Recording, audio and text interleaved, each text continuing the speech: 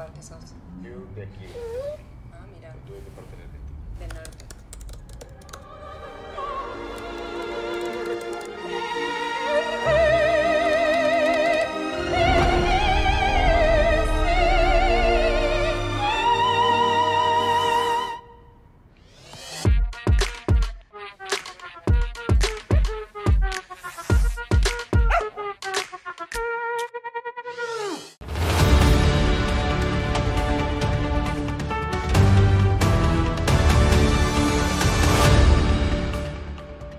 Komið sæl og velkomin í Spursmál, föstudaginn 24. maí. Nú lifa aðeins 8 dagar af baráttunni embætti forseta Íslands á Bessastöðum. Þann 1. júní göngum við Íslendingar að kjörborðunum. Við höfum verið að birta kannanir hér hjá Morgunblaðinu. Maskína birti áhugaverða könnun í gær sem að varpar ljós á það að fylgi frambjóðanda er á mikilli hreyfingu.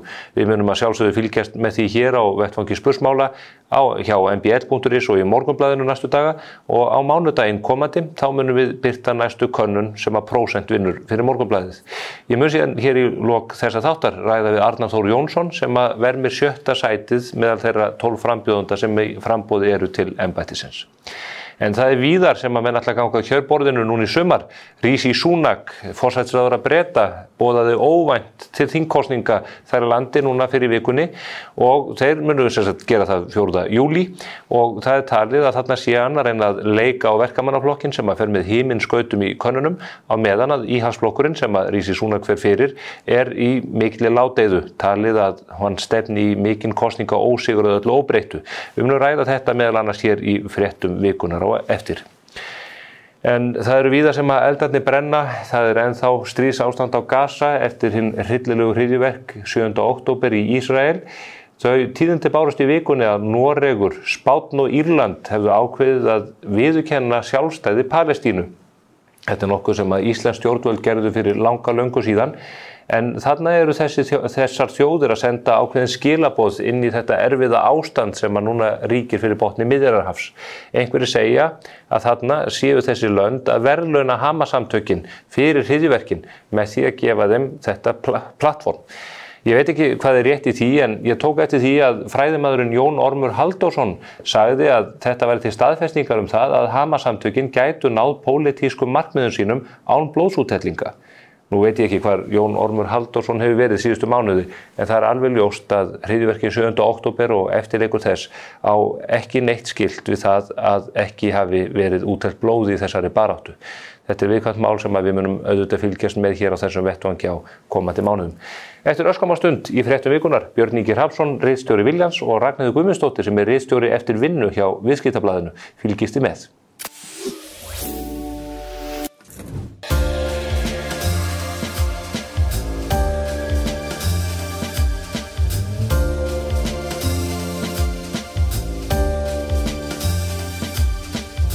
Herragarðurinn klæðir þig vel.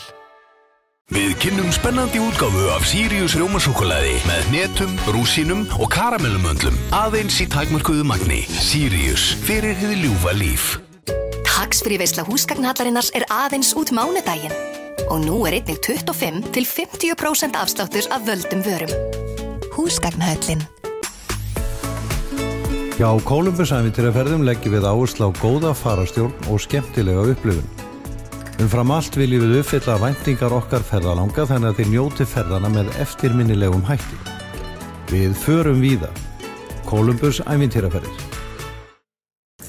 Þá erum við komin hingað í Spursmál.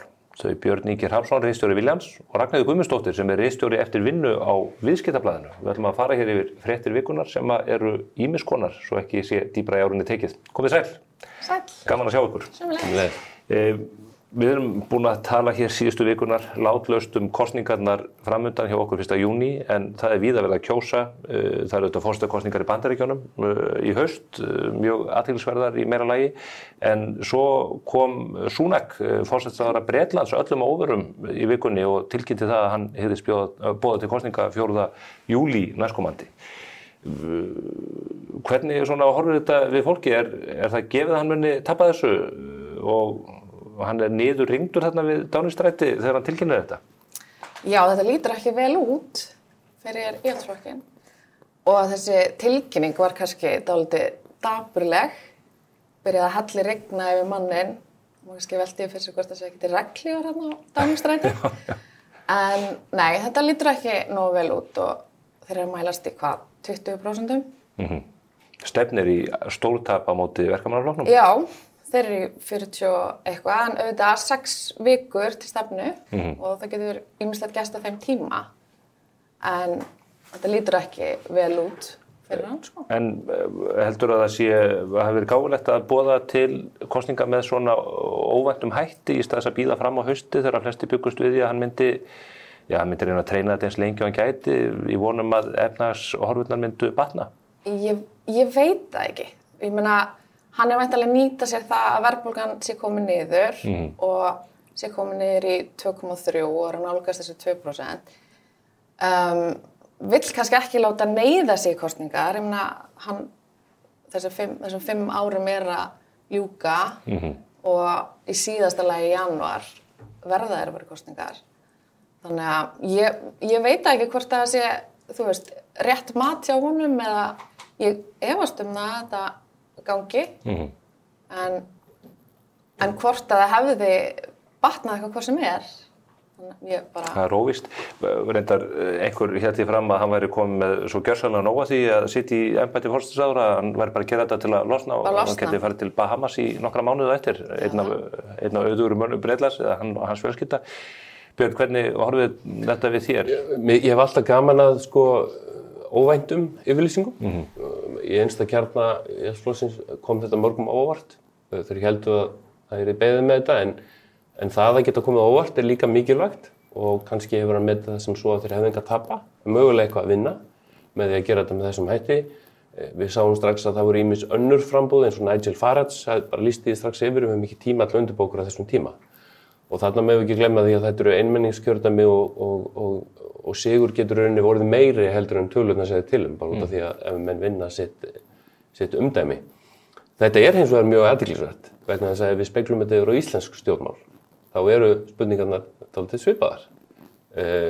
Ég held að það séu margir innan Sjálfstæðisflokksins og í ríkisstjórninni almennt sem hafi verið að velta fyrir sér undanfarið þegar að daginn þegar heitin voru enn á ný endurnýjuð, hvort að það væri kannski best að fyrir kosningar, hvenær það eigi þá að vera. Í síðasta lagi geta það orðið haustið eftir 1 ár, en margir eiga von á því að það geta orðið fyrr. Það er enginn sem veit það nema þá forsætisráðherrann Bjarni Benediktsson og hans samstarfsmenn í ríkisstjórninni. Og þá er spurningin hvað telja þeir best fyrir sig að koma með óvænt útspil og hefja strax kosningabaráttu. Það er nefnilega athyglisvert út af því að Samfylkingin er ekkert í ósvipuðum hlutverki og verkamannaflokkurinn í Bretlandi. Meira að segja með mörg sömu lykilskilaboð að það þurfa að breyta og ekki bara að það þurfa að breyta þjóðfélaginu heldur hafi flokknum líka verið breytt. Og þau tala bara bæði opinskátt það og það er greinilegt að þarna er verið að sækja svolítið í sömu fræðin.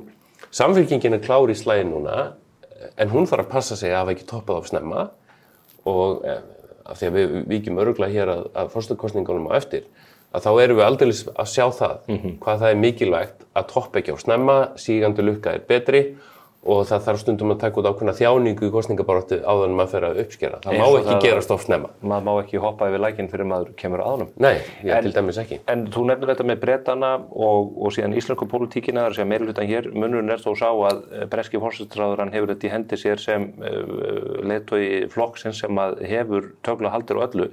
Hér heima erum við með 3 flokkar sem að geta haft mjög mismunandi hagsmuni. Hvað varðar það að slíta stjórnarsamstarf og búa til kosninga? Þeir eru væntanlega allir að rýna í bakland og skilaboðin hver frá öðrum. Engin spurning og hingað til hefur niðurstaðan verið svo að það sé haldið áfram bara út kjörtímabilið. Sama og Steingrímur J. Sigfússon og Jóhanna Sigurðardóttir gerðu á sínum tíma með þeim afleiðingum að flokkarnir gultu afhroð og Samfylkingin þurrkaðist út á suðvesturhorninu. Það var nú þakklæti kjósenda fyrir það að þeir tækju þess að alvarlega klára kjörtímabilið. Þú verður líka að hlusta á kjósendur og það þarf að taka mið af aðstæðum. Og þetta er balans sem ég held að verði mjög forvitnilegt að fylgjast með og ég hugsa að fókusinn fer aftur á innanlandspólitíkina bara strax eftir forsetakosningarnar. Þá þarf að klára nokkur mál og Bjarni... Gerur það mánudaginn 3. júní? Já, Bjarni hefur meira segja sagt að það verði að klára tiltekin mál. Og fyrir okkur sem hefur fylgst með þingstörfum undanfarin ári vitum við það að það er ótrúlega margt sem stoppar þar á lokasprettinum. Stundum er þessi út af því að stjórnarflokkarnir sjálfur koma sér ekki saman það. Og þegar hann er búinn að koma með svona yfirlýsingar mikilvæg mál sem verða að klárast, þá er hann líka búinn að færa andstæðingum sínu vopni í hendurnar. Hvað ef þú klárast ekki? Hvernig horfir þetta við þér, Ragnheiður? Nú er þessi þingstubbur framundan í júní, þessi er alltaf klára fyrir 17. júní. Mun Bjarni ná að tjasla þessu saman og koma útlendingamálunum í réttan farveg, orkumálunum og ríkisfjármálunum sem að manni sýnast nú reynda bara þennjast meira og meira út? Já, það lítur ekki út fyrir það að ríkismálum munu komast í lag fyrir þann tíma. Ég held að það sé ógerlegt. Og ég veit ekki, þú veist, með útlendingamálin, það er svo margt sem að og þetta er svo svipu vandamál. Þú veist, það er efnahagur hér og í Breitlandi. Þetta eru svona málin, útlendingamálin og ég held að þetta sé, nei, þú veist, með hvernig þeim hefur gengið að klára mál. Það lítur þetta ekkert sérstaklega vel út og jafnvel verð hér, þeir eru Sjálfstæðisflokkurinn mæli 18%. Þannig að Við erum að fjalla á forsíðu Mokkans í morgun varðandi hvalveiðimálin þar sem að nýr matvælaráðherra ætlar bara að láta það reka á reiðanum út í óendanlega og greinilega að klára þá atvinnugrein eða Kristján Loftsson í nafni þeirra atvinnugreinar. Mun Sjálfstæðisflokkurinn kyngja þessu núna ólíkt því sem hann virtist ætla að gera þegar Svandís Svavarsdóttir var með þetta á sinni könnu? Ég veit það ekki, sko. Þú veist, það gæti alveg verið. Það er ekkert sem bendir til þess að Sjálfstæðisflokkurinn sé að taka þessa stóru slagi. Bjarni kemur í þætti og kemur svona á nokkura mánaða fresti, mjög foringilegur að fyrir að tala hugmyndafræðin og annað, en svo sjáum við raunveruleikann að hann er kannski annar og það gerir það verkum að hans stuðningsmenn verða þetta alltaf fyrir endalausum vonbrigðum. Hvalveiðar eru þó að fólk hafi mismunandi skonar hvalveiðum, þá er þetta samt bara atvinnugrein og þetta er atvinnufrelsi og þetta er stór mál í stóra samhengi. Þetta er stjórnarskrármálið. Og það er allir ósáttir, þú veist, bæði vinstrimenn og hægrimenn. Og þú veist, kannski hefði verið bara miklu betra að gera eins og svona og fara bara í kosningar fyrr, þú veist, allavega fyrir Sjálfstæðisflokki. Já, þeir geta ekki komið sér saman eitt eða neitt. Nei, nú er verið að auglýsa virkjanleyfi Hvammsvirkjunar og í vindorkun og annað og það er hver höndin upp á móti annarri. Þannig að það er það ekki kraftaverk að Bjarna Benediktssyni tekst alltaf þessar ríkisstjórn lifandi fram á árið 2025? Jú, ég held það. Hvenær springur þetta, Bjarni? Ég held að verið kosið haust og bara kringum október. September-október. En þetta springi þá ekki í stufnum núna? Það getur vel verið, en það engu að síður er þá samt þannig að það er þá kosið í haust. Það þarf einhvern aðdraganda að því. En ég held, þú veist, og þetta er svolítið kannski eins og Rissi svona var að velta fyrir sér. Ég meina, hann verður að bóta kosninga, svo er þetta bara spurning hvenar og við hvaða aðstæður. Hafa eitthvað smá frumkvæði. Og eins og segi, ég meina, í síðustu skoðanakönnunum var bæði VG og Sjálfstæðisflokkurinn með versta fylgi sem Gallup hefur mælt. Það er bara nýjustu tölur. Þannig að leiðin liggur niður á við og sá svona pirringur og það óþol sem við höfum séð að mörgu leyti í kosningabaráttunni fyrir forsetakosningarnar mun allur beinast að ríkisstjórninni strax eftir kosningar vegna þess að reiðin er ekkert farin, pirringurinn er ekkert farin og þetta sjáum við í öðrum löndum líka. Tölum við þessum forsetakosningarnar. Arnar Þór Jónsson verður gestur minn hér á eftir, sá síðasta forsetaframbjóðandinn sem kemur hér í spursmál. Þetta er ekki nema 8 dagar í kosningar. Ragnheiður, á hvern setur þú peninginn varðandi niðurstöðu kosninganna? Halla Tómasdóttir er á hvínandi siglingu en Katrín Jakobsdóttir leiðir í könnunum? Ég held að Katrín taki það. Ég held að þetta myndi einhvern veginn, hún myndi fyrr byrja að fá það fylgi sem hún er að fá núna. En já, það er svona mín tilfinning. En vissulega, mikla breytingar orðið. Halla Tómasdóttir komin í annað sæti. Halla Hrund augljóslega toppaði allt og snemma. Það er allur vindur og þeir eru baráttu. Já, saman með Baldur. Og ég er hissa að Jón Gnarr sé ekki, mælist ekki ofar. Hann er náttúrulega bara ekki í nefni kosningabaráttu, hann er bara fastur í vinnu. Já, reyndar. En mér finnst hann búinn að vera svona mannlegastur í þessari kosningabaráttu. Ég er á hann ótrúlega þreytt að hlusta á fólk tala gildi. Sömu gildin aftur og aftur, þú veist. Það er búið að vera rosalega mikil froða í þessari kosningabaráttu. Heiðarleiki, traust. Já.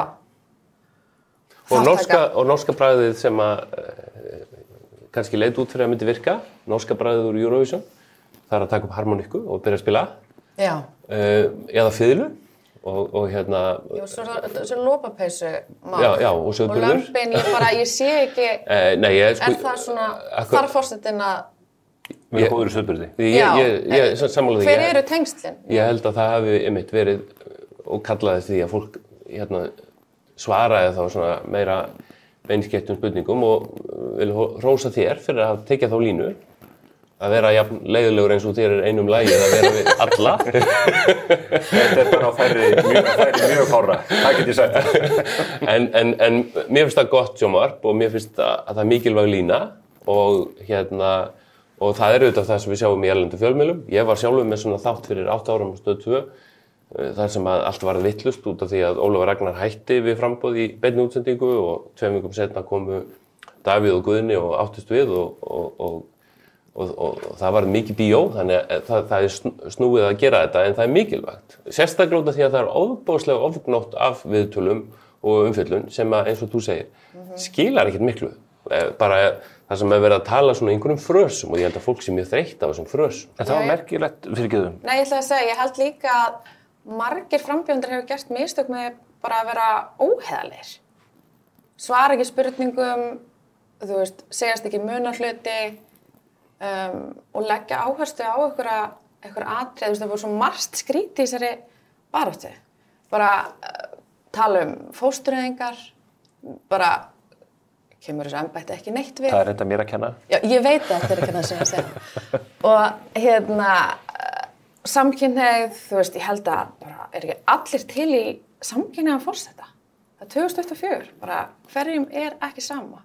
Ég held að flestir væri bara stoltir af því að vera með samkynhneigðan forseta en við getum ekki kosið einhvern af því hann er samkynhneigður. Ég reyndar að segja eins og í sambandi við það mál, Baldur veist að þessi vilji þessar kosningabaráttu að hann hefur einhvern veginn gagnrýnt það óvænt að menn hafi gert samkynhneigða umræðu efni í tengslu við embættið en það er nú fyrst og fremst hann og hans framboð sem hafa í raun og veru reynt að nýta sér það. Talað að þetta væri... Og Baldur er spennandi frambjóðandi, meðal annars út af þessu. Já. Þannig ég bara sammála því ég tel að það getur verið að sé einhver örfáir sem er að gera kynhneigðina hans einhver aðaltræð. Það er algjör minnihluti. Við búum bara í mjög frjálslyndu samfélagi þar sem að stærstur hópur er ekki að gera sér neina ræll út af því. Finnst þetta bara mörguleiti spennandi og þetta svona sameiginlega framboð hans og Felix. Já. En ég ætla að gefa þeim það, sko, þeir eru ennþá að mælast svolítið með einhvern kjarnafylgi og það held ég að sé líka Katrín að gera en við höfum séð á höllunum tveimur hversu laust fylgi er hrikalega laust þegar til stykkisins kemur og fer bara, getur einn sjónvarpsþáttur, einn vondur dagur, eitthvað mál getur bara feykt í burtu og ég held að Halla Hrund sé fórnarlamb þess að fólk taldi hann að vera einhver tiltekinn frambjóðanda sem kannski bara er ekki til raunveruleikann. Bara einhver glænýr, ósnortinn af nokkru, hefur ekki nein tengsl í neitt og bara kemur full sköpuð og hrein. Já, akkurat. Síðan er bara raunveruleikinn ekki þannig. Hún er bara manneskja eins og við hinn og á vini og kunningja og hefur tekið þátt í störfum og þarf þá að svara fyrir það bara eins og allir hinnir. Og það er merkilegt að það hefur ekki tekist nægilega vel. Þetta er þó það jafnt hjá þeim þremur sem eru áskorundur Katrínar að ekkert þeirra er augljóst til þess að segja, heyrðu, ég bara gefst upp. Öll eiga sér einhvern möguleika út af þessari... Og það mun ekki draga sig út núna? Nei, og þess vegna minnka mjög miklu möguleikar á því að það verði svona taktísk kosning. Og stundvísmenn Baldurs er ekki til í að taka undir það að Halla Tómasdóttir sé eina sem geti og ekki Hallur Hindar heldur og þar með er þetta allt svolítið svona spennandi og ég held að það sé ótrúlega spennandi. Já, og spennandi að sjá hvernig það ætla að nýta síðustu vikuna. Þú veist, hvort þið séu að fara að skipta taktík eða... Já, þurfum ekki, ég meina þetta snýst Katrínu eða einhvern annan. Þeir sem ætla að reyna að höggva í hennar fylgi eða komast upp fyrir hennar þurfum einhvern veginn að selja sig sem þann kandidat sem að eigi þennan raunhafa möguleika. Já. Að fólk sem ætla að kjósa taktískt verði að velja En þá ertu að gera ráð fyrir að landsmenn muni kjósa taktist. Ég held bara, og í síðustu kosningar sýndi okkur að fólk gerir það ekki neitt. Fólk gerir það með Höllu Tómasdóttur gegn Guðna 2016. Já, sko, athyglin var öll á slagsmálum hans, pólitískum slagsmálum hans og Davíðs Oddssonar. Og það var ekki slíkur fókus á Höllu Tómasdóttur. Hún fór undir radarinn, jók fylgi sitt jafnt og þétt, en var ekki að svara fyrir erfið mál. Já, en meira en jafnt og þétt, því að hún fékk 18% í könnun 2 dögum fyrir kosningar og endar svo með 28%. Nú við vorum að kynna könnun og Maskína kynnti könnun í gær sem sýnir að hún að nálgast 19%, núna þeir 8 dagar í þetta. Maður gerir ráð fyrir því að svona sögurskýring þeirra sé svo að hún geti þá jafnvel fleiri ofar en 28% hafi hún þennan tíma til þess. En þá mátti ekki glemma því að Guðni TH sem hafði farið með himminskautum misti líka töluvert mikið fylgi. Það var ekki það að Davíð Oddsson væri að missa mikið fylgi heldur og þetta bara mjög forvitnilegt og ég sá að Hjörtur Guðmundsson stjórnmálafræðingur var að ræða þetta í gær að það væri rauninni bara af því að það eru fleiri núna sem eru í þessum svona þéttapakka sem gerir það verkum að það sé ekkert slæmt að Katrín sé að mælast með kringum 25-6 og hinn í kringum 16-18 vegna þess að það sé bara hlutfallslega eins og þetta hafi verið á sínum tíma. Vegna þess að ef hún fær þriðungsfylgi, segjum að sigurvegarum fái í kringum 30%, hvort sem það plús eða mínus, þá það bara mjög sambarlegt og Vigdís Finnbogadóttir fekk þegar hún var kjörin 1980 í mjög þéttu kapplaupi sem að munaði ótrúlega fáum atkvæðum á. Það var bara sjónarmunur. Já. En eins og með Höllu Tómasdóttur og fylgir núna, eitthvað sem bendir til þess að hennar sókn geti haldið áfram eða gerist ekki bara í hennar tilviki eins og hjá Höllu Hrund að vindurinn fer úr þessu á jafn skömmu tíma og hann kom í baráttuna? Ég held að það þurfi ekki að vera. Hún heldur örugglega bara áfram því sem hún búin að vera að gera því það augljóslega að virka. En ég held hún geti alveg ennþá bætt við sig einhverju fylgi. Ég held hún eigi alveg eitthvað inni. Hún var einhvern veginn ekkert til umræðu bara lengi, þú veist. Já, hún var að mælast með 4% og hallaði sér aftur og sagði að ég ætti að fara í kappræður og manni fannst það nú svona full svona mikill korgeir að halda því fram að kappræður getur breytt þessu en svo gerist það. Og það gerði það og hún kemur bara mjög vel fyrir, hún var mjög frambærileg manneskja og fekk þetta mjög mikið fylgi fyrir 8 árum þannig að það engin spurning að hún á töluverða möguleika á þessu. Nú mun það gerast hins vegar af því að hún að hækka þetta miklu fyrir kosningadag. 8 dagar, samanber það að vika sér langur tími pólitík. Það rúmvika. Já, nú verður Halla Tómasdóttir undir smásjá hinna frambúðana og stuðningsmanna þeirra. Síðast gerðist það ekki vegna þess að hún hækkaði sig eins og þú sagði svo rosalega bara frá síðustu könnun. Núna munu stuðningsmann Baldurs, stuðningsmann Höllu Hrundar, stuðningsmann Katrínar og kannski Jóns Gunnar líka velta fyrir sér fyrir hvað stendur þessi manneskja, hvað það sem hún vill raunverulega gera. En ertu þá að vísa í það að það verði einhvers konar leðjuslagur eða bara verður fókusinn á? Nei, bara alveg eins og með Höllu Hrund, bara fyrir hvað, ef við tökum frasana frá, fyrir hvað stendur þetta. Nú til dæmis búið að mála þá mynd upp að Katrín Jakobsdóttir, formaður húsfélagsins í Hjarðarhaga, sé elítu framboð, en svo með Höllu Tómasdóttir, sem forstjóri í New York, var framkvæmdastjóri viðskiptaráðs, stofnaði banka, en hún þá grasrótarframboðið og þarna bara eitthvað sem mjög merkilegt að kafa eins ofan í. Hvað á bakvið frasana? En mér finnst það báðar mjög frambærilega. En frambóð Katrínar klárlega elítu frambóðið þegar þú sér bara hverjir styðjana. Já, ég meina því haldið fram að því að mókanum sé að styðja það bara dag hvern. Já. Þú náttúrulega frægur stuðningsmaður. Katrínar, sennilega svo frægasti. Ég segi nú bara eins og synir mínir í fótboltanum, ég held með þeim sem vinnur. Þannig að það kemur bara í ljós 2. júní, hvern ég studdi, sko. En þú heldur að þetta verði ekki leðjuslagur, það ekkert óvænt að fara að gerast, þetta verður einhverja fylgisbreytingar. Jú, það getur vel verið að eitthvað óvænt gerist, en gleymum því ekki að nú eru bara fáir dagar eftir.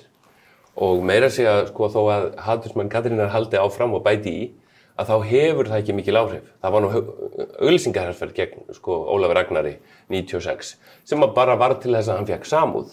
Og ég tek alveg eftir því að margir eru núna finnst það orðið of mikið og þannig að þá kemur samúð og ég held að Halla Hrund geti líka fengið einhverja samúð vegna þess að hún hefur sjálfur sér ekki gert neitt af sér annað en að toppa bara of snemma. Bara frambærileg kona sem ætlaði sér einhverja hluti og hún ber ekki ábyrgð á því að öllum hafi fundist hún allt í einu bara eins og fjallkona. Hún bara ekki nógu góð á harmoníkuna. Það vandinn. En þetta, ég held að þetta verði alveg gífurlega spennandi og og það klárt að einhverjir að fara verulega á taugum í hópi stuðningsmanna. Ég finnst flestir frambjóðendur hafa nú bara staðið sína plikt. Maður sér breytingar á frambúðunum, bara hvernig frambjóðendur akta. Maður fann að sjá Katrínu í nýjum fatnaði og svona, hún að hafa sig alltaf öðruvísi til heldur en áður. Ég meina, það augljóst að menn að reyna að fínstilla þetta. Það bara það sem gerist í þessari kosningabaráttu og svo má ekki gleyma því að sumt að því hefur kannski verið ákveðið fyrirfram. Við sjáum þegar auglýsingar breytast og það verið að byggja undir leiðtoga. Byrjum á lópapissinu og byrjum á sauðbrunnu. Það var greinilega bara það eins og þessi einhver handbók fyrir forsetaframbjóðendur. Mér þetta óskiljanlegt, ég bara skil ekki hvað þetta kemur. Við guðfræðingarnir skiljum þetta sko vísunin í góða hirðin. Ég góði hirðurinn sem að fer eftir týnda sauðinum sko. En varðandi síðustu vikuna, hvað myndir þú halda að við munum sjá á þessum dögum? Verður keyrt mikið á sjónvarpsauglýsingum eða munu koma einhver svona dirty tricks inn í þetta þar sem að menn munu reyna að bregða fæti fyrir tiltekna frambjóðendur? Ég held að það verði engin einhver dirty tricks. Ég held að það hefur sýnt sig að þeir sem eru með mestu leiðindin og mesta skítkastið, þeir eru að mælast mjög lágt í könnunum.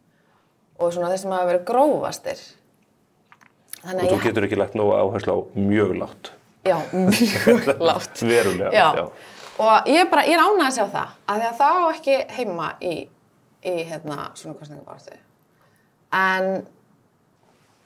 En annars held ég, ég sé að það mikil aukning allan, bara ég finn það hjá mér að það koma rosalega margar auglýsingar á Facebook og Instagram. Sponsoraðar auglýsingar.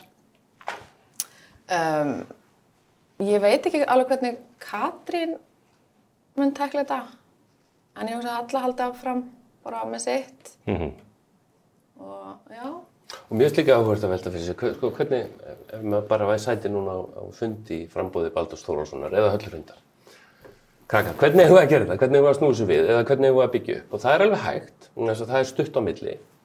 Og ef það yrði slagur á milli Katrínar og Höllu núna, þá getur Baldur grætt á því sem ekki hluti af slagnum. Það alltaf gott. Framsókn hefur gert út á það að það sé alltaf slagur eða deilur milli Vinstri grænna og Sjálfstæðisflokksins, en nú sjáum við að það ekki lengur að nýtast flokknum vegna þess að fólki finnst bara hann sé hluta vandamálum með því að vera í ríkisstjórninni. Er ekki bara best að kjósa Baldur? Væri það slókan sem þið getur tekið upp í vikunni? Já, það kosningaslagorð reyndist vera mjög góðdrótt. Svipað eins og þegar Einar Þorsteinsson lofaði að breyta, en þá má ekki gleyma því að það betra að standa við það sem maður segist að gera. Hann hefur nú ennþá einhvern tíma í það. Dagur B. Eggertsson ætlaði að vera hér hjá mér reyndar í þessari viku, verður mögulega í þeirri næstu að ræða þessi lóðamál sem að hafa skekið borgarmálin. Er það mál bara komið út af borðinu? Er það orðið dauður bókstafur og hluti af einhverju sagnfræði? Nei, ég held ekki og ég held hins vegar að það sé eðlilegt og það hafi fallið skuggann sjálfsögðu á þessum forsetakosningum. Það eitt af þessum málum eins og margt á þinginu sem að mun vakna strax og þetta búið. Það eðlilegt að forsetaframbjóðendur fái núna þetta svið, en það mjög mörgum spurningum ósvarað þar, ekki síst líka gagnvart Ríkisútvarpinu sjálfu, sem ákvað að fara svona út fyrir hefðbundnar og eins og María Sigrún hefur lýst að yfirmennarnar hafi skoðað efnið áður en hún fekk að skoða það og sem ekki gert almennt, þannig að þetta var einhvern veginn viðkvæmt. Einhver taugatitring. Og það að þetta hafi verið viðkvæmt er svo slæmt fyrir Ríkisútvarpið vegna þess að tengslin eru svo mikil. Útvarpsstjórinn fyrrverandi borgarritari, var æðsti embættismaður við hliðina á borgarstjóra. Nýji borgarstjórinn kom beint af fréttastofunni og þetta allt bara vina sambönd. Og út af þessum tengslum, það þarf ekki að vera að þarna hafi neitt slæmt á sér stað. En af því að nándin svo mikil að þá ber Ríkisútvarpinu að sýna fram á að þeir tækli málefni Reykjavíkurborgar eins og öll önnur mál sem þeir gerðu ekki. Og það óheppilegt. Og maður heyrir þá bara á fréttamönnum Ríkisútvarpsins og starfsmönnum Ríkisútvarpsins að þeim finnst þetta slæm umræða, óþægileg umræða. Líður ekki vel. Ég eftir leitið þessa dagana. Og María Sigrún hefur örugglega ekki sagt sitt síðasta orð. Nei, hún ekki þekkt fyrir það. Varðandi bara Dagur B. Eggertsson á þessum stöðum, að velti dálítið fyrir sér hvort að staðans breytist mikið við það að vera ekki lengur borgarstjóri, hvort að hann sé einhvern veginn berskjaldari gagnvart gagnrýni þessu tagi þegar hann situr ekki lengur í þessu háa embætti. Nú hann orðaður til þess við landsmálin og það að hann geti leitt annað kjördæmi hér í Reykjavík á móti Kristrúnu Frostadóttur. Heldur það geti haft áhrif á hans stöðu? Já, ég held það. Og ég held að þetta máli, auðvitað þetta eitthvað sem þarf að skoða betur. þetta hefur greinilega tíðkast að vera að gefa lóðir. Og auðvitað í bæði málin, hvort sem það RÚV eða þessi lóðamál, bara eitthvað sem það að skoða betur. Og ég náttúrulega skil ekki hvernig Dagur gat verið svona lengi með borgina, þannig að þú veist, það greinilega eitthvað þarna sem hann hefur eitthvað sem ég skil ekki og kannski mun það virka líka ef hann ætlar á þing, sko. Fyrir landsmálin. Það engin spurning, hann að fara í landsmálin. Það ekki bara augljóst? Og það bara mjög mikil tækifæri fyrir Samfylkinguna, líka miklu ógnir. Hann bara umdeildur og snjall stjórnmálamaður og það bara miklu kostir og gallar.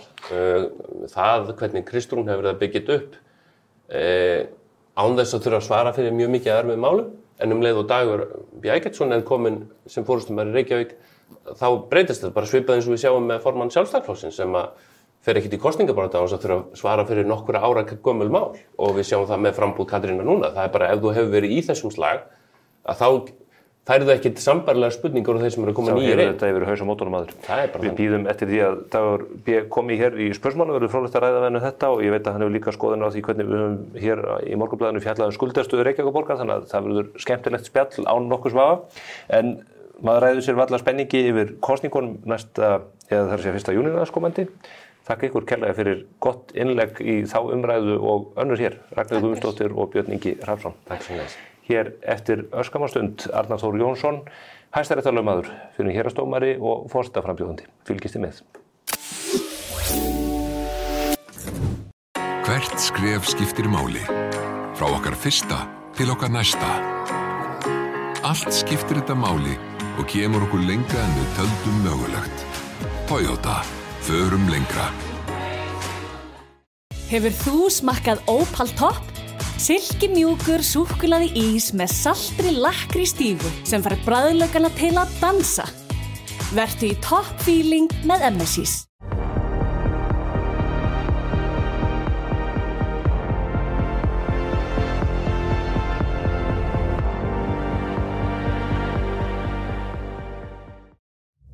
Hekla. Njóttu þess betur að grilla í sumar með Weber. Það jafnast einfaldlega ekkert á við það. Weber á Íslandi, weber.is. Þá hann kominn hingað til mín í hádegismóana. Arnar Þór Jónsson, hæstaréttarlögmaður og fyrrum héraðsdómari. Hann auðvitað núna forsetaframbjóðandi og ég ætla að ræða við hann næstu mínúturnar embættið og hvernig hann sér fyrir sér að gegna því ná hann kjörið þann 1. júní næstkomandi. Velkominn Arnar Þór. Takk fyrir kærlega. Þú varst fyrstur frambjóðandi til að bjóða þig fram eftir að Guðni T. Jóhannesson tilkynnti að hann hygðist ekki sækjast eftir endurkjöri núna í ár. Það var aðeins, ég leyfi mér að segja örfáum klukkutímum eftir að kallinn lét sprengjuna falla. Já, við hjónin vorum að ræða þetta núna bara í fyrrakvöld og kona mín rifjaði upp og ég get sagt frá því hér, ég hef ekki sagt frá því annars staðar, að við fórum til Philadelphia í Pennsylvania fylki Bandaríkjum í byrjun nóvember og ég sá þar meðal annars frelsisbjölluna, Liberty Bell, ég skoðaði þar stjórnarskrá Bandaríkjana, ég fór á SAP sem var helgað þeim sem hafðu lagt grunninn að Bandaríkjunum og sjálfstæðisbaráttu Bandaríkjana og hún segir við mig í fyrrakvöld þar sem við sitjum og erum að svona bara fá okkur kvöldkaffið. Þetta olli einhverjum vatnaskilum hjá þér, segir hún við mig. Og ég held að það sé rétt og hún hefur það eftir mér, ég man þetta ekki sjálfur, að í flugvélinni hafi ég sagt eitthvað á þá leið að mér finnist að sá tími gæti komið að ég þyrfti að mögulega bjóða mig fram til opinbers embættis á Íslandi því að við séum í raun og veru að heyja sjálfstæðisbaráttuna okkar upp á nýtt. Og ég held að þetta geti verið rétt, að ég skynjaði það að það brennur þarna á þessum stað í Bandaríkjunum ákveðin svona logi, frelsislogi og ég vil sjá hann loga glatt og glaðar á Íslandi. Þannig að þegar að Guðni tilkynnir þetta þá var þetta létt verk og löðurmannlegt fyrir þig að taka þessa ákvörðun? Já, það má segja það. Ég hafði til þess auðvitað stuðning minnar áskæru eiginkonu en ég fann það líka í hjarta mínu að ef það eitt einhver tíman að taka þetta að sér að þá myndi ég gera það núna. Ég vil gjarnan að þessi málflutningur og þessi rödd heyrist. Ég tel að sé víða vegið að sjálfstæði lýðveldinsins okkar Nú fögnum við í ár 80 ára afmæli þess. Ég ekki viss að við munum sjá það verða 100 ára með sama áframhaldi og ég meina það. Bara það líðundur lok? Ég held að það gæti hæglega gerst. Ég held að fullveldi okkar að fjara það hratt undan því á seinni árum. Alþingi að mínum dómi orðið það veik stofnun, embættismannakerfið orðið það sterkt, alþjóðleg fyrirtæki og alþjóðlegt svona stór og svona ofur fjármagn sækir það hratt að íslenskri náttúru, íslenskum náttúru auðlindum að ég veit satt sér ekki hvað verður eftir af þessu. Flokksræðið hér orðið svo yfirþyrmandi að það sem sagt alltaf kostnað lýðræðisins. Íslenskur almenningur þarf að fara að rísa upp og láta rödd sína heyrast og verja sinn hag fyrir öllu þessu því að ég eiginlega komin á þann stað að segja við sjálfa mig og aðra að við getum vart treyst framtíð landsins, treyst núverandi þingmönnum fyrir framtíð landsins. Svo tel ég að ástandi sé orðið. Ég ætla að fara þess inn á þetta og eftir í tengslegu fullveldismálin. Mér langar aftur til að bakka fram í fyrstu daga janúarmánaðar þegar þú tilkynnir framboðið. Já. Það var oft talað að menn hugsi hlutina strategíst í forsetakjöri, tímasetningar skipti máli, ekki bjóða sig fram of snemma og ekki of seint. Menn líka leita stuðnings í sínu baklandi hjá fjölskyldu og vinum. Og þú lýst í viðtölum að mjög margir í þínu baklandi hafi tekið þessari hugmynd víðs fjarri. Maður veltir því, þetta tekið einhvers konar geðshræringu? Af hverju beiðst ekki lengur bara þá í samræmi við það sem eiginlega allir kosningavísindamenn segja, að menn eigi ekki að fara á snemma fram og að tryggja baklandið áður en lengra haldið? Það einfalt svar við því. Ég hef lagt mig fram það, Stefán Einar, í mínu lífi að fylgja sannfæringu minni og samvisku. Og ég veit það og þú að til dæmis í Hávamálum stendur að maður hafi oft þegið ill ráð annars brjóstum úr. Maður þarf að hlusta á sína eigin innri rödd og ég geri það. Ég tek öllu því sem að höndum ber. Ég vil bara af heilindum bjóða mig fram til þessa starfs. Að ég tel raunverulega ég gæti gert gagn. Ég sé á þeim aldri, ég hafi aflað mér þeirra reynslu. Ég hafi margt það fram að færa sem gæti nýst íslenskri þjóð á þessum tímapunkti. Ég í raun og veru öfugt við, segi ég, alla þá sem að mælast ofar í þessum könnunum. Þá ég með sérstakan tón í mínu framboði. Ég í raun og veru að bjóða mig fram til varnar fullveldi Íslands. Ég tel að öll hin, þau 5 sem hafa verið að mælast þarna fyrir ofan mig, séu í raun svona mjög miklu hlintari, alþjóðlegu, yfirþjóðlegu, ólýðræðislegu, fjarlægu valdi. Og ég talsmaður þess að valdið sé í höndum þjóðarinnar til áminningar það að þjóðin sem fer með fullveldisréttinn og þó að framboð mitt skili engu öðru en að vera áminningum þetta, þá verður það samt árangur. Og ég get farið í gröfina með það þá vissu að ég gerði allt sem í mínu valdi stóð til þess að halda þessum kyndli á lofti. En nú hefur þú einmitt haft lengri tíma en aðrir til að kynna þig og þú hefur farið vítt og breytt og þú hefur fengið mörg tækifæri til þess að lýsa þessum sjónarmiðum. En fylgið lyftist ekki mikið, þú ekki náð 10% í svona þessum viðurkenndu könnunum á meðan að margir aðrir frambjóðendur jafnvel með lítilli fyrirhöfn að mælast með 20-30%. Þetta hlýtur að valda vonbrigðum. Er þjóðin þá ekki að opna augun eða ert þú hinn villuráfandi sauður í þessu? Já, það kemur ljós á kjördag. Ég held að á kjördag, án þess að ég hafi neina kristalskúlu, þá það byggt á ekki bara tilfinningum minni, heldur á samtölum við fjöldamargt fólk að ég miklu meiri stuðning meðal almennings á Íslandi heldur en þess að kannanir benda til. Og einn orðaði það við mig þannig í gær að það kemur dropinn hóla steinin og stíflan brestur á einhverjum tímapunkti. Það kann að vera, það gerist núna fyrir 1. júní. Auðvitað hef ég mikla fyrirvara við þessar kannanir. Hvert úrtækið? Hverjir bjóða sig fram til að vera í þeim hópi sem að vera að hringja í. Einn sagði við mig í gær þegar Gallup að hringja út, þá spurði hann starfsmann Gallups og hver merkir svo rétt á blaðið? Ertu með mann sem að hlusta á okkar samtal þannig að það sé rétt eftir mér haft og það kom löng þögn hjá starfsmanni Gallup. Ég bara að undirstrika það að þessar kannanir eru ekki vísindalegar, ekki einhver heilagur sannleikur og ég hvet bara Íslendinga... Það eru vísindalegar að því leita, þetta eru þær aðferðir sem að við best þekkjum og eru viðurkenndir heim allan til þess að reyna að meta þetta. Já, en við vitum það líka, Stefán Einar, að kannanir eru líka notaðar heim og allan til þess að reyna að hafa áhrif á skoðanamyndun fólks. Og ég bara... Heldur að fjölmiðlarnir séu að reyna það? Já,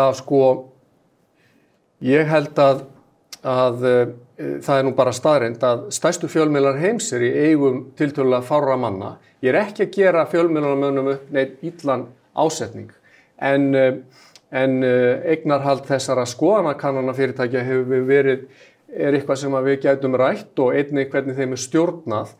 Mér hefur verið boðið að kaupa könnun eins og það orðað. Ég hef ekki keypt neinar kannanir, ég hef ekki hvatt mína stuðningsmenn til þess að fara í einhverja af þessum úrtakshópum því að það nokkuð ljóst að ef allir stuðningsmenn mínir myndu skrá sig þá gæti það haft áhrif til hækkunar. En hefur eitthvað fyrir þér í því að þessi könnunarfyrirtæki heima séu að reyna að gera eitthvað annað en einmitt það að kanna hug þjóðarinnar? Það alltaf alvarleg ásökun ef að eignarhaldið eða svona mótivasjónin hjá þessum fyrirtækjum svo að reyna að hafa áhrif á vilja kjósenda. Já, ég hef það bara eins og það, ég heyri það frá fólki. Það hægt að kaupa hagstæðar kannanir. Þetta hefur fleiri en einn maður sagt við mig. Ég hef það líka bara út frá því hvernig ég heyri að spurt og þá verður þá bara þessir ágætu menn að leiðrétta það ef þetta rangt eftirhaft. Ég heyri þú mörgum áttum. Það hefur verið spurt hvern af eftirtöldum frambjóðandum hyggstu kjósa og þegar fólk svarar engan af því að það hefur einhvern annan frambjóðandu huga þá hefur verið svarað þú ert semst óákveðin og þú ert skráður þannig. Svona heyri ég þetta. Ég auðvitað ekkert að bera neinum einhverjir illvilja eða spillingu á brýn, en ég bara segja að það er hugsanlegt og það sjálfsagt auðvelt að bjaga þá mynd sem að dregin upp í fjölmiðlum og af því hver almanna vilji sé þegar úrtækið svona lítið, þegar helmingur í rauninni svarar ekki og þegar sá helmingur sem svarar er að dreifast eins og þarna raun ber vitni. Þá verðum við að spyrja þetta grundvallar forsendur og það er eðlilegt. Allt snýst, það svo margt í okkar samfélagi snýst tölfræði læsi. Akkurat. Þú sast á þingi fyrir hönd Sjálfstæðisflokksins, varst varaþingmaður, fyrsti varaþingmaður í Suðvesturkjördæmi, komst þar inn og ég held að það sé ekki ofsögum sagt og ég held að það halli ekki á þig eða neitt annan að segja að þú hafir ekki rekist vel í þeim hópi. Það komu til átaka opinberlega milli þín og flokksforystunnar og þú hvatti forystunum til að segja af sér og hvað eina. Nú talar að lýðræðinu standi ógn af veiku Alþingi. Er forsetaembættið réttur vettvangur til þess að rétta þann kúrs? Er það ekki einmitt þingið? Hefur ekki bara einfaldlega þurft að stofna stjórnmálaflokk eða ná betri árangur í næsta prófkjöri, bjóða þau fram til forystu í Sjálfstæðisflokknum eða öðrum flokki til þess að ná þessu marki? Er forsetaembættið verkfærið sem dugar í þessu tilliti? Já, forsetaembættið er hugsað sem mótvægi og aðhald gagnvart þinginu og gagnvart framkvæmdarvaldinu. Ég held að það sé allir sammála það. Hvað birtist það? Það birtist í rauninni bara í því hvernig það er skrifað inn í stjórnarskrána. Og ég verið að lesa töluvert mikið það hvernig skrifað þetta embætti, mótvægi og aðhald í anda þess sem að höfundar stjórnarskránar í Bandaríkjunum hugsuðu sem checks and balances. Það er að segja að á ögurstundum þá geti forseti gripið inn í og meira að segja Ólafur Jóhannsson orðaði þannig í bók sinni stjórnskipun Íslands að þegar að það eru uppi óvenjulegar aðstæður í stjórnkerfinu á Íslandi að þá sé ekki hægt að gagnrýna forseta fyrir að beita því formlega valdi sem hann hefur samkvæmt stjórnarskránni. Þetta sagði Ólafur Jóhannsson, lagaprófessor, og ég tel að það séu uppi óvenjulegar aðstæður á Íslandi. Og þið formlega vald sem þú ert að vísi, þú ert lögmaður og finnur dómari og dósent í lögfræði. Hvað það í stjórnarskránni sem þú ert að vísi sem hinn formlegu völd sem að forseti getur beitt við þessar óvenjulegu aðstæður sem þú kallar svo? Ég tel til dæmis að það sé býsna brýnt orðið að forseti eigi alvarleg samtöl við ráðherra til að mynda inn á ríkisráðsfundi, kalli ráðherra fyrir þangað inn til að ræða brýnustu stjórnarmálefni Íslands. Mér sýnist að það sé ekki vanþörf á því að svona stuðla að einhvers konar siðbót í íslenskum stjórnmálum. Forseti gæti gert athugasemdir við það að framfari og af stað fari hringekja þar sem að ráðherra látist vera að axla ábyrgð á verkum sínum en setist svo bara nokkrum dögum eða vikum liðnum í annan ráðherrastól. Forseti samkvæmt stjórnarskrá skipar ráðherra og veiti þeim lausn frá embætti. Forseti ber að þessu leyti ábyrgð á því hvernig stjórnarfarið í landinu ásamt ríkisstjórn. En þú segir ekki rætt þetta inn í ríkisráðinu? Já. En ertu þá að halda þig fram að því að þú ert að vísa þarna í Bjarna Benediktsson sem fer úr fjármálaráðuneytinu og svo Svandísi. Ertu að segja að þú getur ímyndað þér þá stöðu kom upp að þú myndir einfaldlega neita að skipa viðkomandi? Já, ég meina þetta. Því að ég tel að þetta séu óvenjulegar aðstæður. Ég tel að stjórnmálamenn á Íslandi hafi of lengi umgengist í rauninni lýðveldið Ísland eins og það sé einhvers konar einkafyrirtæki þeirra. Það eru samgróningar augljósir á milli stjórnmálaflokkana á Íslandi. Valdið tilheyrir ekki þessu fólki.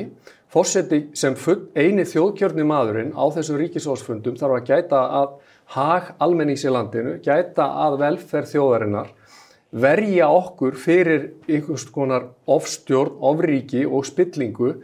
Hann getur verið rödd heilbrigðrar skynsemi þegar svona aðstæður koma upp. En eins og með ráðherrana, ef þú myndir sem forseti við þessar aðstæður segja, nei, heyrðu fjarlægi, sko, þú getur hætt hér sem fjármálaráðherra, þú ert ekki að fara að verða utanríkisráðherra hér á minni vakt, allavega ekki strax. Þetta bara stríðsyfirlýsing. Já, ég held að sé bara allt í lagi að þetta viðnám sé veitt. Ef við ætlum að vera trú stjórnarskrá okkar með öllu því sem í henni felst, með checks and balances, þá held ég að forseti á svona stundum, bara sem dæmi, þurfi að vera raunverulegt viðnám. Þá segir fólk við mig, já, forseti fer ekki með neitt vald, út af hverju ekki, af því hann fer ekki með neina ábyrgð. Nú, hvaðan hefur það? Þá vísar fólk í dönsku stjórnarskrána, þar sem að menn eru sammála það greinilega að konungur hafi ekkert valda því hann ber enga ábyrgð. Öfugt við það segi ég að þá ber forseti lýðveldisins Íslands að mínum dómi ríka ábyrgð. Hann ber að vísa ekki skaðabóta ábyrgð og hann ber ekki refsi ábyrgð, það les ég út úr stjórnarskráni, en mér sýnist algjörlega ljóst af öllu og allir hljóta að vera sammála að hann ber lýðræðislega ábyrgð, hann er lýðræðislega kjörinn og hann ber faglega ábyrgð, hann er kjörinn á grundvelli sína persónulega eiginleika og til dæmis ef ég er kjörinn sem forseti lýðveldisins, þá myndi fólk kjósa mig vegna þess að það treystir minni dómgreind, mínu lagalega bakgrunni, minni yfirsýn til þess að standa þessa vakt og vera ekki skrautfjöður, ég held að sé alveg ljóst að hann á ekki að vera það og ég myndi treysta mér til þess að fara í svona samtöl og ef það þróast út í það að hann þyrfti að neista milli mín sem forseti og ráðherra ríkisstjórn, þá er það allt í lagi. Ég verð ekki þvingaður til að skrifa undir skipunarbréf til dæmis ráðherra, ekki frekar en ég get þvinga ráðherra til að skrifa undir bréf sem að ég ætla að fara að leggja frá. En ef að þú opnar á þetta box, ég ætla ekki að nefna neitt sérstakt box í því sambandi. Ertu þá ekki að koma þinginu og ríkisstjórninni í þá stöðu að í hvert sinn sem að menn eru að taka ákvarðanir að þá þurfum við að spyrja, heyrðu, hvað mun kallinn á Bessastöðum? Segjum þetta, við erum að fara og kanna hvort að hann sé til í þetta með okkur og þá vaknar spurningin. Erum við þá ekki bara að taka hér upp einveldi eins og á Kópavogsfundinum? Nei, alls ekki, vegna þess að stjórnarskráin er alveg skýr með það. Ég gæti aldrei lagt fram frumvarp og fengi það í gegn á mitt einsdæmi því að ég þarf alltaf þingi með, alveg svo þingi þarf alltaf að forseta með. Þetta er samstarf, mótvægi og aðhald eins og ég sagði áðan. En ég held að sé mjög gott. Þetta er algjörlega ný sín á það hvernig embættið funkar. En klassísk sín líka vil ég meina. Og ég tel að engin maður, engin stofnun hafi slæmt af því að njóta aðhalds og eftirlits. Ég segi, það eru mjög skær viðvörunarljós blikkandi yfir höfðum Íslendinga. Og bara eitt dæmi, bara glænýtt þetta lagareldismál. Hvernig má það vera að það hefur komið fram frumvarp það að þetta afhenda þarna leyfi ótímabundin, framseljanleg og veðsetjanleg án þess að nokkur maður inn á þinginu að séðverði hafi gert reist andmæli við því. Ég held að gagnsæi, aðhald, eftirlit og umræða sé á öllum tímum góð. Hér eru menn að höndla með fólksinn sem að veitir þingmönnunum umboð sitt. Almenningur, já, ég er sammála því, Stefán Einar. Almenningur hefur vissulega aðhaldshlutverk en við vitum það auðvitað að almenningur í Íslandi er svoleiðis blóðmjólkaður af skattyfirvöldum og eftirlitsyfirvöldum og svo framvegis að menn mega hafa sig allan við hér til að vinna myrkran á milli og geta ekki með góðum móti fylgst með öllu sem streymir í gegnum þingið. Staðreyndin er svo að einu sinni þingmennirnir okkar hafi ekki eftirlit með því sem að streyma hann í gegn. Og ég bara veit það, ég sé þetta með eigin augum, það þarf að styrkja þingið, það þarf að veita því aðhald og þetta eru fjöregg okkar, þetta eru fjöregg framtíðarinnar, barnan okkar og barnabarna, það eru auðlindirnar okkar og það skuli bara geta gerst að svona frumvarp komið fram er í mínum dómi bara tímana tákn það hversu veikt þingið er. En pólitíkin hefur verið að leysa úr því. Nú er pólitíkin inn í þinginu að leysa þetta, þeir eru að taka málið tilbaka. Það er ekki pólitíkin að þakka. Ég held að aðhaldið hafi í þessu tilviki komið utanfrá. Ég ekki frá Guðna T. Jóhannesinni. Nei, vissulega ekki. Bara frá þjóðinni sem að veitir þinginu umboð sitt, en sko þingið sækir ekki umboð sitt til forsetans. Alls ekki, en ég bara vil undirstrika það, bara svo að allir áhorfendur þessa þáttar, spursmála, þeim sé það ljóst. Alþingi Íslendinga stendur mjög veikum fótum eins og þetta í dag. Þingræði sem allir forsetaframbjóðendur tönnlast á hérna er auðvitað dýrmætt, en ég tel að það sé að víkja hér á Íslandi fyrir því sem ég kalla ráðherraræði. Ástæðan fyrir því að ég þreifst illa innan Sjálfstæðisflokknum er að ég vildi í samræmi við stjórnarskrá lúta minn eigin sannfæring og samvisku. En ég skynja það auðvitað inn á þinginu, þá er mönnum ætlað að gangi í takt. Ég er aðhyllist ekki taktgöngu ræfilsátt. Þetta er nýjasta orðið sem í minni orðabók. Já, þurfa menn ekki samt að geta fundið eitthvað takt ef það er hver og einn bara í sínum enga hernaðinn í þinginu og með sín mála. Ég er algjörlega sammála þessu, en í prinsippmálum, og þá er ég að tala það sem snýr að fullveldi Íslands, sjálfstæði Íslands, vernd auðlinda okkar, ég tek það fram að ég er ekki alfarið á móti lagar eldi, þvert á móti, ég er það alls ekki, en grundvallar atriðið er að það sé ekki verið að afhenda verðmæti fyrir lítið sem ekkert. Menn tala að þarna hafi verið 20 milljarðar sem átti bara skák út úr ríkissjóði bara sér svona, þetta hefði kostað 20 milljarða í Noregi. Af hverju standa þingmenn ekki vörðum hagsmuni okkar skattgreiðenda þegar svona er? Þú tekur þetta tiltekna mál og vilt meina að forsetinn hefði gripið þarna inn í og sett sumarskrúnamenn. Sveinn Björnsson. Og þú segir að þetta sé klassísk nálgun á samspil forseta og þings. Sveinn Björnsson, Ásgeir Ásgeirsson, Kristján Eldjón, Vigdís Finnbogadóttir, Ólafur Ragnar Grímsson, Guðni T. Jóhannesson. Allt er þetta mjög klárt fólk með mikla reynslu innan úr stjórnkerfinu. Sveinn var lögfræðingur, svo dæmis ég tekið Ólafur prófessor í stjórnmálafræði. Engum þessar einstaklinga datt í hug að beita embættinu með þessum hætti. Að fara að veita aðhald og eftirlit gagnvart þinginu. Já, vera að kalla menn á ríkisráðsfund til þess að fara að hlutast til einstaka ákvæði í einstaka málefnum varða lagar eldi eða samgöngumáli eða menntakerfið eða hvað það er. En þá vil ég svara því að sérhver tími kallar á nýja nálgun. Nýjir tímar kalla á nýja nálgun. Menn geta til dæmis ekki talað EES eins og árið sé ennþá 1994. Það er 2024. Það er verið að búa að saxa af fullveldi Íslands þar í 30 ár. Þingið, segi ég, hefur sennilega aldrei í lýðveldissögunni verið jafnveikt og það er nú. Hér eru bara einfallega nánast bara fordæmalausar aðstæður uppi og ég held að við svona aðstæður þá þurfum við aðrar raddir. Við þurfum að mögulega að endurnýja mannskapinn sem situr inn á þinginu. Þingmennska á ekki að vera ævistarf. Pólitískt starf á ekki að vera ævistarf. Við þurfum fleira fólk þarna með heilbrigðisskynsemi, með reynslu úr atvinnulífinu sem að þjónar almenningi í landinu en ekki sjálfu sér. Við erum að verða búin að búa til embættismannakerfi hér þar sem embættismennirnir sem eiga nú að sverja eða stjórnarskráni, eins og segir þar, eru farnir að þjóna sjálfu sér í of ríku mæli og sínum starfsframa.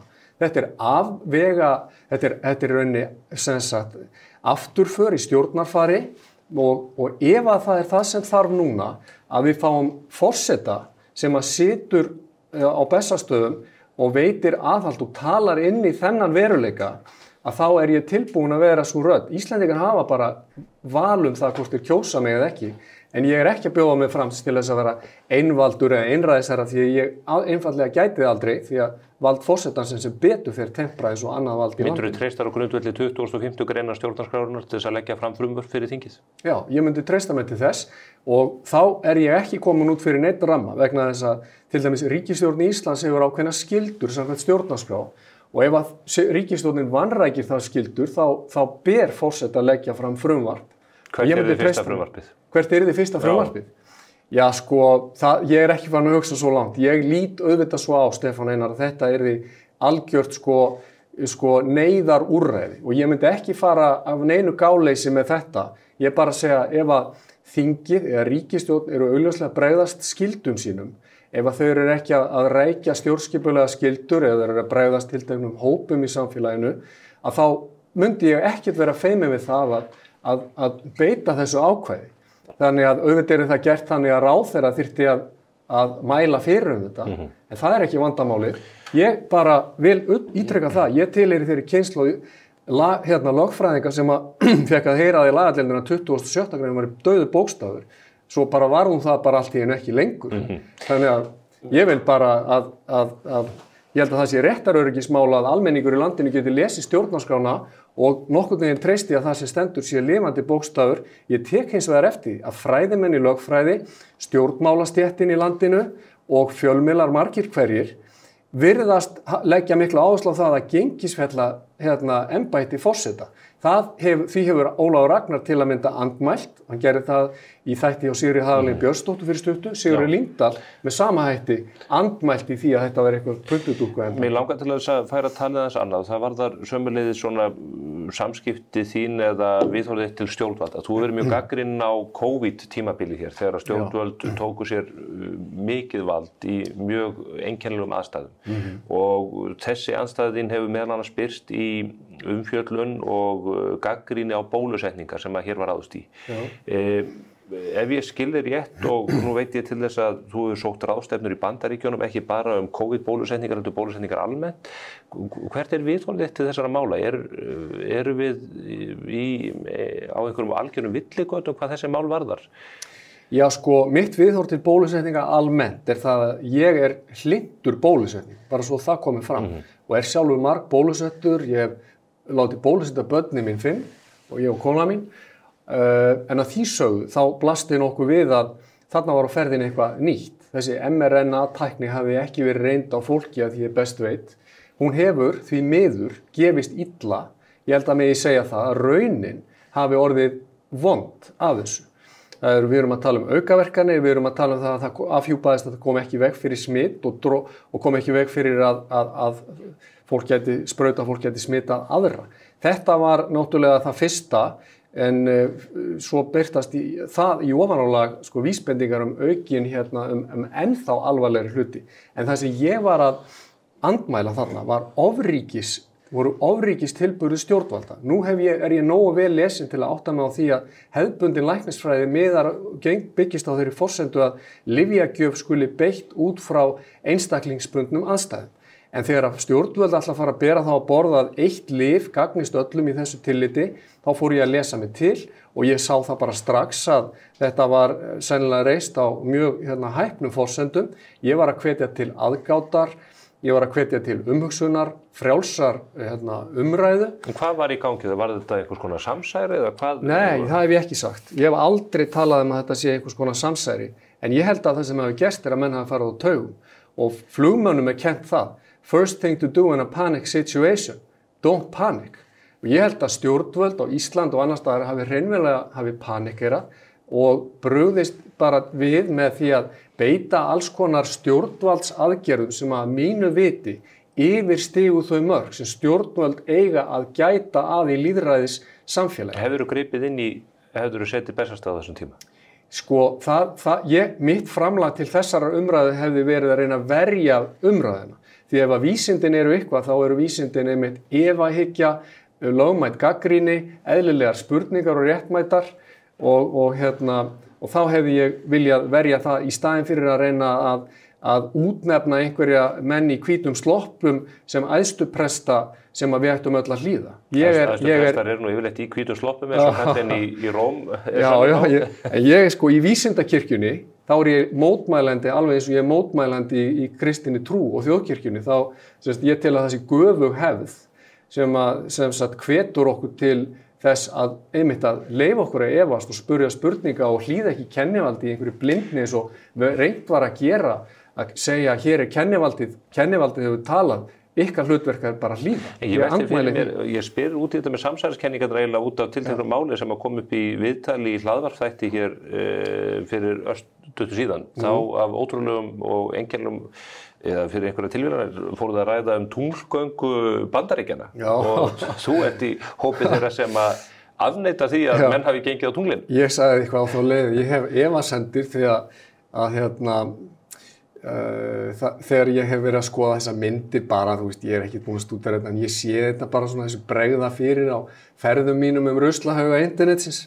Þá ég sé svona myndir þar sem að skuggarnir á tunglförunum liggja í sitt hvor áttina og þess vegna bara nefndi ég þetta svona til gamans.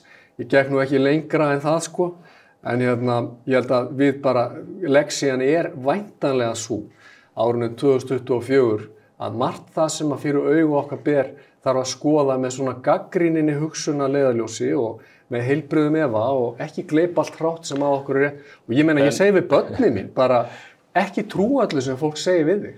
Spurðu spurninga og reynda að spyrja góðra spurninga en mér finnst takturinn í samfélaginu, kannski í COVID-inu og kannski í nútímanum dálítið þá átt að við eigum að hlýða og ekki að spurja. Ég andmæli þeim kúltúr. En ertu þá bara, að því ég áhugasamur þetta sjálfur, ertu efins að menn hafi gengið á tunglinu 1969? Ég hef enga sterka skoðun á því til eða frá. Ekki endilega sterka skoðun, þú hefur lýst efasemdum á það. Já, mér finnst bara sjálfsagt að lýsa efasemdum það eins og annað. Mér finnst frábært svar. Félagið mér fór til Jamaica í útskrift, það 1992 eða 1 og hitti þar heimamann á ströndinni og þeir fóru að segja að menn fara til tunglsins, hann sagði bara no way, the moon is a private place, man. Og mér finnst það bara gott svar. Mér finnst bara allt í lagi að fólk bara efist og horfi gagnrýnum augum á það sem að fyrir augum ber. En ég velti fyrir mig bara því að þú talar hið erlenda vald, stórfyrirtækin, flokksræðið, og þetta síðan með bólusetningar og annað, þetta svona lyktar-dálítið af einhvers konar samsæriskenningu. Það? Já, eins og kannanafyrirtækin sem þú segir, kannanafyrirtækin sem þú segir að séu ekki að vinna að því að draga upp rétta mynd af mælingum og afstöðu fólks heldur jafnvel að reyna að hafa áhrif á niðurstöðu kosninga. Já, ég held þetta eru samsæriskenningar. Það ein leiðin til að stimpla auðvitað og jaðarsetja. Ég vil að við frekar... Þú ert að stimpla kannanafyrirtækin, þetta eru stimplanir í báðar áttir. Já, það sem ég að segja. Ég tel að við Íslendingar megum hafa ákveðnar efasemdir og gera vissa fyrirvara við það sem birtist okkur í svona könnunum. Án þess að ég vilji vera bera eigendum eða stjórnendum þess að fyrirtæki eitthvað illt á brýn. Ég ekki að því. En mér finnst bara sjálfsagt að við höfum ákveðnar efasemdir, sérstaklega þegar að það birtist eins og mér í daglegu lífi mínu að ég hljóti eiga miklu meira fylgi inni heldur en þetta bendi til. Þetta samdóma álit mjög margra sem ég tala við. En er það ekki samdóma álit allra sem að fara í framboð þeir hljóti að vera með besta fylgið? Jú, örugglega og ég auðvitað vona það besta í þessu tilliti. Þetta Steinunn Ólín að halda hún sem er 40%. Örugglega, já, bara frábært og vonin dýrmætt, við megum ekki taka vonina frá fólki. Nei. Og eitt af því að viðhalda voninni, það að vita til þess að við ráðum okkar eigin för sem einstaklingar og sem þjóðir og við megum ekki vera svo bláeigi Íslendingar, ekkert frekar en aðra þjóðir að ímynda okkur að heimurinn sé þannig að allir vilji séu okkur vinnveitir og séu bara komnir til að hjálpa okkur. Allt í heiminum, í raun og veru, sérstaklega alþjóðleg pólitík og varðstaða hagsmuni þjóðar snýst hagsmunagæslu. Og það bara eðlilegt að við sem einstaklingar verjum þá musteri okkar sem líkaminn. Við látum ekki þvinga okkur eða kúa okkur til þess að taka inn lyf eða láta sprauta okkur með eitthvað sem við teljum að sé okkur ekki til bóta. Við látum ekki þvinga okkur til að trúa fréttaflutningi alveg fyrirvaralaust.